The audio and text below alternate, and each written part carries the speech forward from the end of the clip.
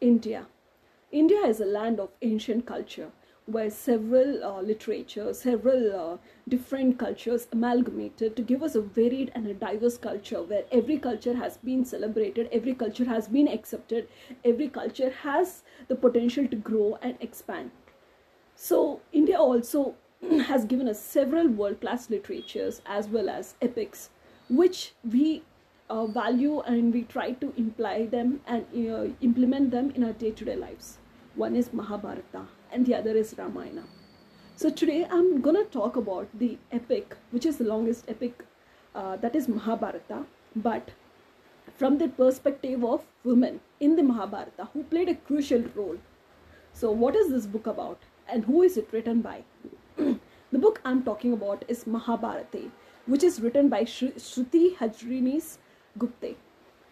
So you can take a good look at this book. It has a beautiful cover, and I really am in love with the cover page as well as what it contains. So what is this book about? As we all know, if we are even aware about what is Mahabharata, what took place in it, and how the war ended the Kuru clan as well as caused devastation. So I'm going to talk about the woman in the woman which is mentioned in the book as well as which is mentioned in Mahabharata. So I have a candid confession to make. I have read this book. I have tried to understand Mahabharata for a long time, but it kind of always drifted through my brain, and I could never get the grasp out of the entire situation. So now, after reading this book, I have to confess that it gave me a very good idea about what the book is about, as well as what Mahabharata wants to tell to the people, as well as what it tries to convey. So in this book, the author has honestly written the views of the 5 women who actually are the most important characters in Mahabharata. One is Mahatma Satyavati. Another is Draupadi, who is the wife of the Pandavas. Mother Kunti, who is the mother of the Pandavas. Gandhari, who is the queen and the mother of the Kauravas. And now, the last is Rukmini, who is the wife of Lord Krishna. So the events in this book take place one day prior to the war, that is the Kurukshetra war, which will be a battle between the Pandavas and the Kurus.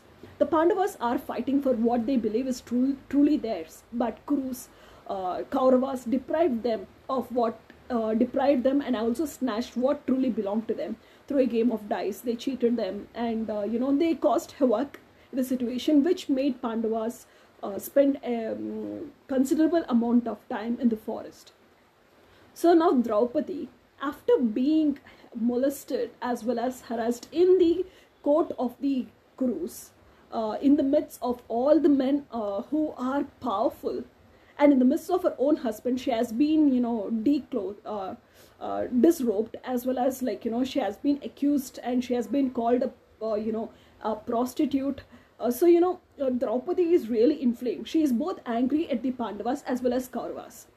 So now Draupadi wants revenge. She doesn't want revenge, but she wants to avenge what bad has been done to her as well as her husband's. So in this book, we find out what is the history of Draupadi, how she married the Pandavas, how she spent her days in Indraprastha, and what happened to her during the insult, as well as what happened after that. So the author has given a very detailed views about what takes place in the minds of Draupadi, where she even bashes her husbands for whatever, stupidity or whatever behavior they did to her, or, however they took their urges towards her. So, the author has given an unfiltered version of what happens in the mind of Draupadi. So the next we come to know the life of Mahatma Satyavati, who is the, matriarch of the entire Kuru clan. So Mahatma Satyavati wants to prevent Kurukshetra war. So she actually invites Draupadi, Mata Kunti, as well as Gandhari, Queen Gandhari, for this round table conference in a tent just outside the Kurukshetra war, like where the war was supposed to take place. So now in this conference, in this roundtable conference, Mahatma Kunti is trying to persuade the other women not to go about with the battle. She is trying to tell to Draupadi that revenge, or the battle is not gonna be of any use. So it is just gonna be the end of the Kuru clan. So there are there are arguments and counter arguments which are mentioned in this book, which are very valid. Like, you read from the perspective of Mahatma Kunti, Mahatma Satyavati, and you're like, yeah, whatever she says is right. Again, when you look at from the perspective of Draupadi, you're like, that's also truly valid. So the author has given us a balanced view from both the opposing sides. And now even we get to know Queen Gandhari's side, about her past, about how she has been coerced to marry, she has been betrayed to marry the king. So, about how her life is, and about how she's not able to, show affection to her children, as well as how her children who didn't get her affection because she had tied the blindfold over her eyes. She couldn't actually engage with her children, and how it turned out in the future, like the life of Kauravas, as well as Ma Kunti, where she tells us her ordeal about, being dependent on her sons. And finally the entry of Rukmini, where she tries to persuade all of them, like, everybody is in awe of Rukmini because she is the wife of Lord Krishna. So they also have an engagement and they exchange their views. And finally the entry is of Lord Krishna into the round table conference. He is the only man who is present in this conference, which was supposed to be only by the women. So he speaks to each one of them. He tries to weigh down the pros and cons of the war.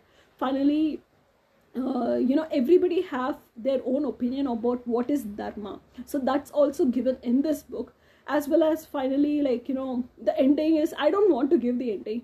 I want you to read this book to get a very unbiased view from every side.